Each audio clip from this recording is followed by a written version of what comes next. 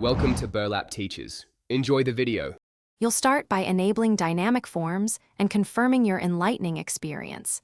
This gives you per-field visibility control. Next, open the target record page and choose Edit Page to access the Lightning App Builder. Once in the builder, convert the Details component to individual field components so you can place fields anywhere. Make sure to back up the original layout and note validation rules that might affect visibility. This prevents surprises when you change field placement and conditional visibility rules.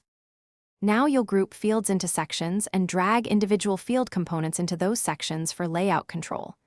Use visibility filters on each field or section, combining field criteria, operators, and slash or logic so the UI responds to record data.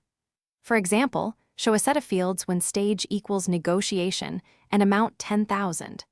Once configured, preview using records that exercise each branch of logic so you can validate both appearance and data entry flow. This prevents hidden required fields from blocking saves.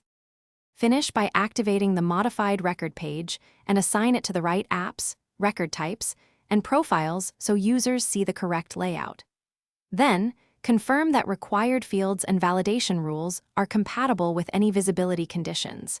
Hidden required fields can block record saves. If users report missing inputs, check visibility filters first and then audit validation rules. One key troubleshooting tip: toggle a problem record into the Lightning App Builder preview and step through visibility. Thanks for watching. Consider subscribing if this video helped you.